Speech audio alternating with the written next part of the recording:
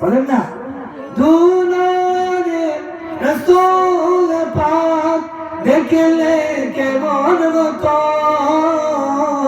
ধন্য আমার নবী যুগে হলে।